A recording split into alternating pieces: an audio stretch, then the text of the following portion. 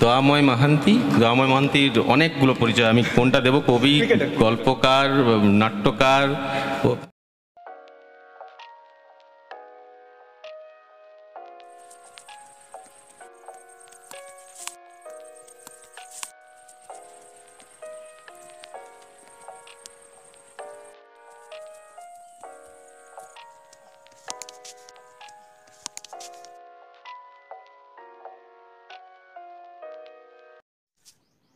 Bowling করছিলেন বীরেন, অভিজ্ঞ bowler, কিন্তু প্রথম বল লেগ স্টাম্পের উপর শর্ট পিচ ছিল এবং যে বলের যা প্রাপ্যতা দিতে কসুর করলেন না ব্যাটসম্যান তাপস।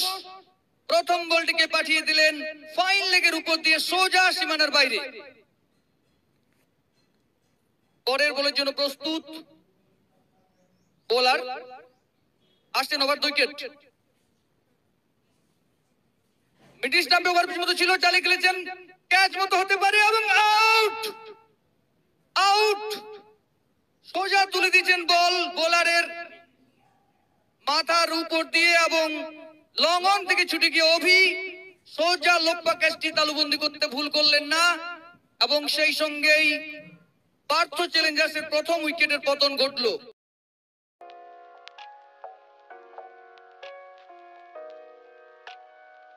অবশ্যই দেবে, অবশ্যই দেবে, তুমি বলো আর আমি শুনলেই বলে দেবো ওষুধ চলবে কি চলবে।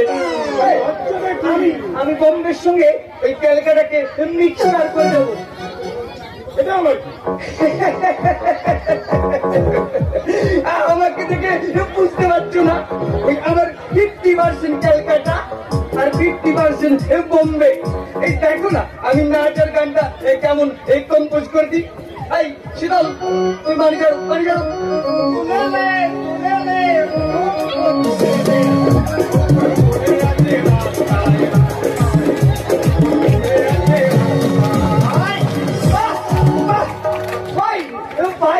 দারুণ বলেছো। এই দেখো আমি পরে ওই মিক্সারটা করে দিচ্ছি, কিন্তু গান করে আগে হবে নাচ মিষ্টি পাটি। আমি যেভাবে আপনাকে দেখাবো ঠিক সেইভাবে করবেন। হ্যাঁ দেখুন ওই যেদিকে ওই 14 থেকে 34 বছরের ছেলেরা আছে, আমি যেভাবে দেখাবো সেইভাবে নাচতে নাচতে যাবেন। এই তুলে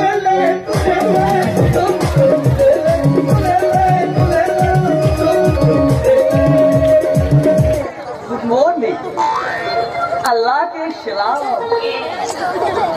ভগবানকে প্রণাম। আর কোনো চিন্তা নেই, আমি যুক্ত চিন্তা হল চক্রবর্তী দরজায় এসে দাঁড়িয়ে গেছি। ও জামাই বাবু, জামাই বাবু, জামাই বাবু গো, একবার দরজায় এসে দাঁড়াও না গো।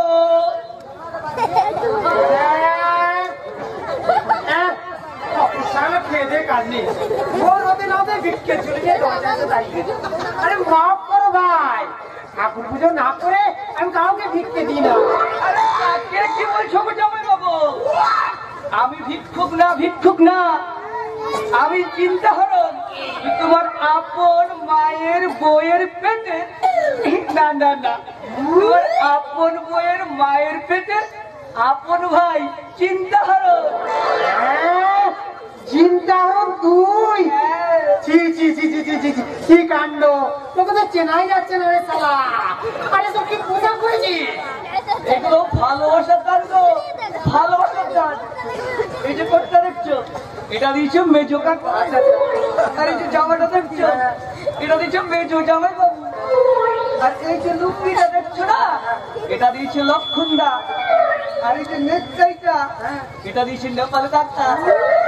আর এই যে জুতোটা, এটা দিয়ে, এটা না ওই মন্দিরে একদিন খুলে ঢুকেছিল, আর সেই সুযোগে আমি পায়ে গালিয়ে। তা বেশ করেছিস, তাই একদিন আমার এখানে এসেছিস কেন?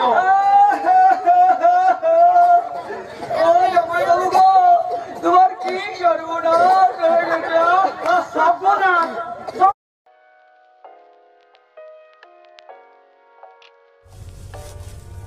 আমি ঝুমুর গেছি তো তোর কি হয়েছে?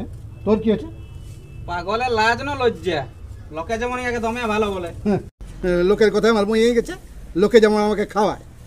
লোকের কথা শুনতে হয়। শুন, সমাজ বলে একটা কথা আছে, সমাজের লোক যদি পিছন দিকে হাসে তো ইজ্জত বলে কিছু থাকে? সমাজ, ওই সমাজের লোক গিলাম তোর মা যখন মরে গেল তখন আমাকে ঘুরে বিয়া করতে বলেছিল, সেটা যদি আমি করতি তাহলে তোর কি অবস্থা হয়েছে সেটা একবার ভাবিয়ে দেখেছিস? তোর তো একটাই ভাঙা রেকর্ড, যত খুশি বাজা। তবে তোকে এই শেষবারের মতন বলে দিচ্ছি, তুই যদি আবার ওই কাউকে নিয়ে ঝুমুর বাঁধিয়েছিস না, তোকে সোজা ওই রাঁচি লেগে ঠেকাবো।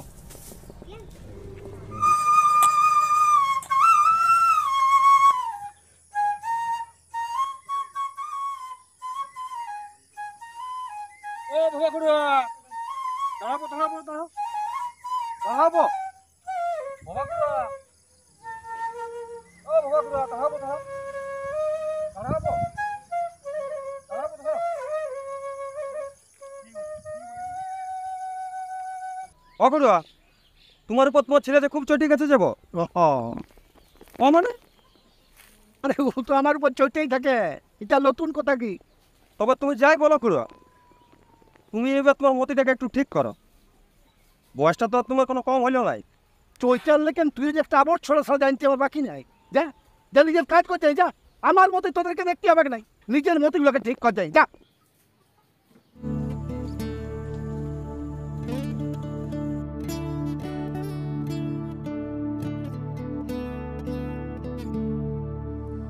বসন্ত রঙিন বন্ধু কৃষ্ণচূড়ার পাহাড়, বসন্ত রঙিন বন্ধু কৃষ্ণচূড়ার পাহাড়, আকাশ রোদ্দুরদেব দেখো, আকাশ রোদ্দুরদেব দেখো,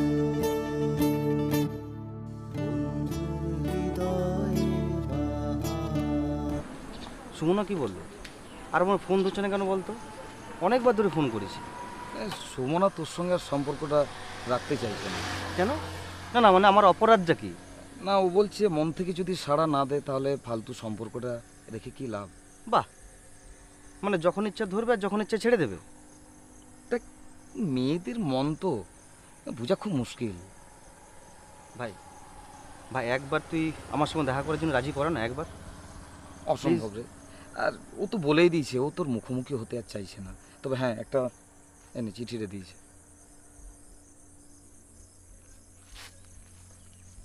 আসি রে।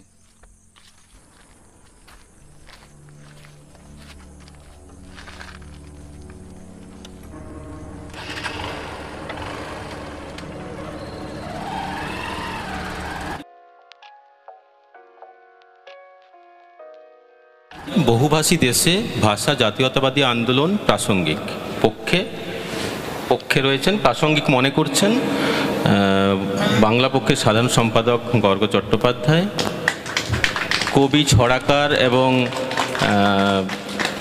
আলোচক সমাজসেবী অচিন্ত সুরালদা, প্রাসঙ্গিক নয় মনে করছেন বৃষ্টিদিনের সম্পাদক পরিনিন্দম দা, দয়াময় মাহান্তির অনেকগুলো পরিচয়, আমি কোনটা দেব? কবি, গল্পকার, নাট্যকার। শুধু ভাষা দিয়ে জাতি হয় না, কিন্তু বাঙালির ধর্মীয় পরিচয়, সাংস্কৃতিক পরিচয়, রাজনৈতিক পরিচয়ের প্রচুর বিভিন্নতা আছে।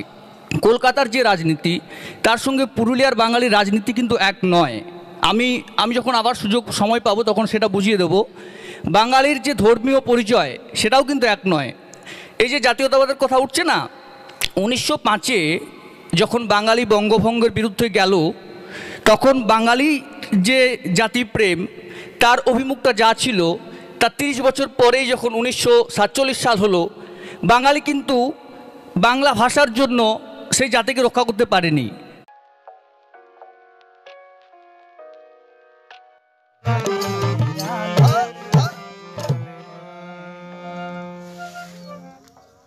কি খুশি তো আপনাদের অনুরোধের গানটি হলো। এখন আপনাদের একটা কথা বলি, লোক সংস্কৃতি বা প্রান্তিক সংস্কৃতি যেটা আমরা বলি, এই লোক সংস্কৃতি বা প্রান্তিক সংস্কৃতি বলে কিছু হয় না। সব সংস্কৃতি আঞ্চলিক সংস্কৃতি। লোক সংস্কৃতি বললেই তার বিপরীতে নাগরিক সংস্কৃতি আসে, কিন্তু সংস্কৃতির কোনো তো বিপরীত হয় না। এক একটা অঞ্চলে এক একটা সংস্কৃতি গড়ে ওঠে। কলকাতাতে যে সংস্কৃতি গড়ে উঠেছে সেটা কলকাতার আঞ্চলিক সংস্কৃতি। মানভূমকে কেন্দ্র করে যে সংস্কৃতি গড়ে উঠেছে সেটা মানভূমের আঞ্চলিক সংস্কৃতি। তেমন করেই বরিশাল, ঢাকা, ময়মনসিংহ, বগুড়া প্রত্যেক জায়গায় যে সংস্কৃতি গড়ে উঠেছে প্রত্যেকটি সংস্কৃতিই আঞ্চলিক সংস্কৃতি। লোক সংস্কৃতি বলে আলাদা করে কিছু হয় না, এটা একটা ক্ষমতায়ন বা বাজার অর্থনীতি দ্বারা সৃষ্ট। আমরা কিন্তু লোক সংস্কৃতি বা প্রান্তিক সংস্কৃতির নই, আমরা একটা আঞ্চলিক সংস্কৃতির অংশ।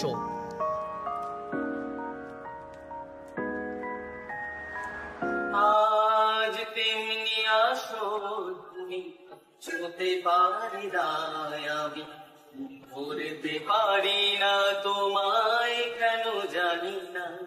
আজ তেমনি আসো তুমি, ছুঁতে পারি না আমি, ধরতে পারি না তোমায় কেন জানি না। হৃদয়ে গান ওঠে গাওয়া যায় না। আগুন বুঝলো বসন্তের পাখিকে, বরসার মেঘ বুঝলো মাটিকে,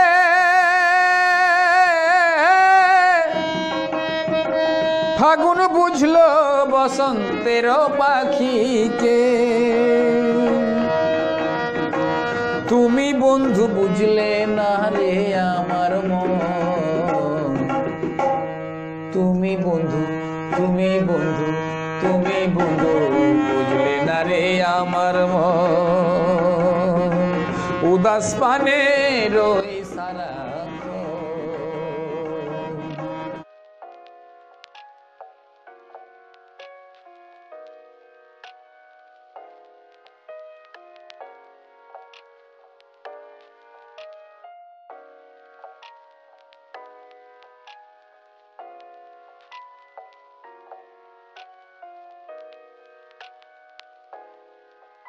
এই তো চক্র, ভর্তৃহরি থেকে প্রিয় মহিষী, মহিষ থেকে নগরপাল, নগরপাল থেকে বারাঙ্গনা, বারাঙ্গনা থেকে রাজা ভর্তৃহরি। অমর ফল ভালোবাসা ঘুরে উৎসর্গ পত্রে, সত্যের মৃদু হাসি, উদাসীন বৈরাগ্যের বীজ, বিনয়ের আরতি। ফিরে এসো চাকা, চাকাই তো ঘোরে, কার অঞ্জলি কার কাছে চলে যায়, আয়নার ভিতরে আদিম অন্ধকার। আমার দ্বিতীয় কবিতা দূরের আলো। জানি বহু দূরে সামান্য আলো হয়ে জ্বলবে তুমি, রাত কিন্তু অনেক শীতল, অন্ধকার গভীর। আমি নিরুপায় রান্না ও ফার্নেসের কাঠ সংগ্রহ করি, ওদিকে তাকিয়ে থাকলে আমার চলবে না। শরীর গরম রাখতে মাংস আগুন জোগাড় অনিবার্য, মাঝখানে জল ব্যবধান ঘূর্ণি। তুমি জ্বলবে অনেক অনেক দূরে মৃদু আলো। ধন্যবাদ। কবিতার নাম জঙ্গলে জঙ্গিদের ডেরা, বৃষ্টিতে ভিজে। তোমার কপালে রহস্যের অমর তিলক, অন্ধকারে চুপ চুপ হেঁটে যায় বালক। শুকতারাকে দেখে প্রথম প্রেমের চিঠির কথা মনে পড়ে যায়।